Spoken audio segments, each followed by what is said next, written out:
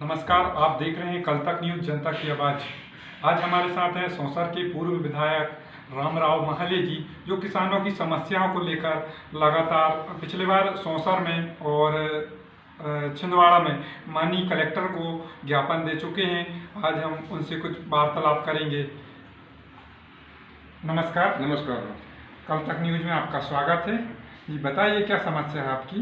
समस्या तो है, मक्के की समस्या है। जिले में प्रमुख उत्पादन मक्के का है जी, लेकिन सबसे ज़्यादा कम भाव कोई देश में होगा तो हमारे जिले में मक्के को मिल रहा है। और मक्के का जो है ना, लागत मूल्य भी नहीं निकल रहा है जी, जैसा मक्के का जो है बीज जो है 4 किलो का बीज 1400 से 1800 रुपये किलो किसानों ने लिया जी, अब 1 क्विंटल मक्के को 1100-1200 रुपये मिल रहा है। ऐसी परिस्थिति में यदि सरकार ने कुछ पैकेज नहीं दिया और जो निर्धारित मूल्य है, न्यूनतम मूल्य है 1850, वो तो इस समय सरकार ने देना चाहिए, लेकिन वो भी देने के लिए तैयार नहीं, भावांतर भी देने के लिए तैयार नहीं। किसान मजबूरी से क्या जो भाव आया उसमें बेच रहा है। और ये स्थिति आ चुकी है कि यदि सरकार ने इस पर ध्यान नहीं दिया तो वो जो किसान, जो अन्नदाता हम कहते हैं, वो आत्महत्या के लिए प्रवृत्त हो रहा है। उसको बचाने के लिए और किसानों को अच्छा भाव मिलने के लिए और सरकार ने जो घोषणा की है वो सरकार को याद दिलाने के लिए हमने तय किया है कि यहाँ के जिले के कलेक्टर के सामने हम बैठेंगे ताकि हमारी आवाज़ उनके कान तक जाए और वो सुने और कुछ ना कुछ राहत किसानों को दे। ये हमारा उद्देश्य है जी। देखा जाता है जो एक माचिस भी बनाई जाती है तो वो माचिस की तीली का जो रेट है वह है जो माचिस बनाने वाला वो पूरा करता है, और एक जो किसान है वो अपने मूल्य का रेट मंडियों पर अपने भाव पर नहीं बेच पाता है। उस बारे में क्या कहेंगे आप? ये सही बात है। फैक्ट्री में तैयार होने वाला माल, उसकी कीमत वो मालिक निर्धारित करता है, लेकिन किसानों के खेत में तैयार होने वाला भाव किसानों को अधिकार होने को सरकार तय कर दी है। इसीलिए किसान देश में किसानों की स्थिति इस प्रकार की है।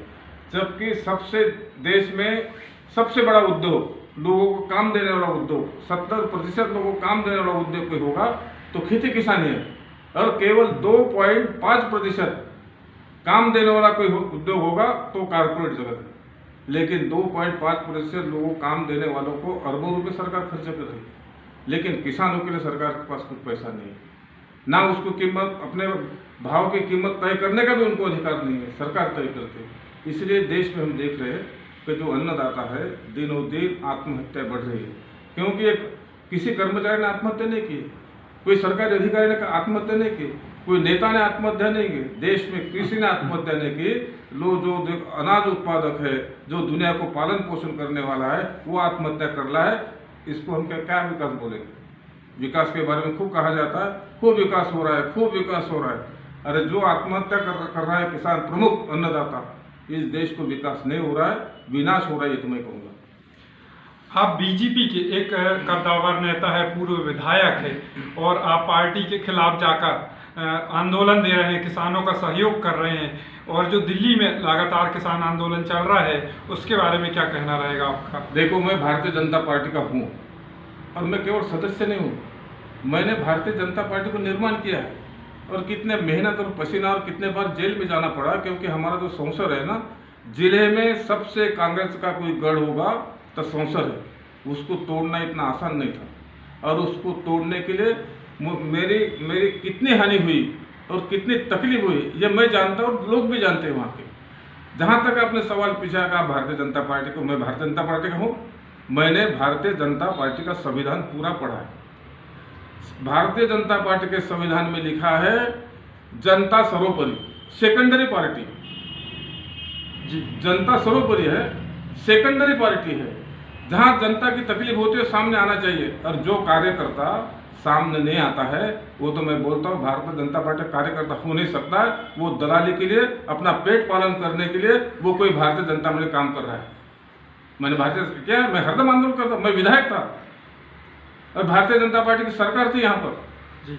जब हमारे में रेमंड में जब गया मैं, रेमंड के लड़के मेरे पास आए, वो कह रहे थे कि भाई 2 साल हुए, अपॉइंटमेंट ऑर्डर नहीं है, और ट्रेनिंग के नाम पर केवल हमको 312 रुपये दे रहे। रेमंड मैनेजमेंट के पास गया मैं जी, उनको समझा कि मैंने कहा 312 कुछ नहीं है और 2 साल हुए, अपॉइंटमेंट ऑर्डर दीजिए।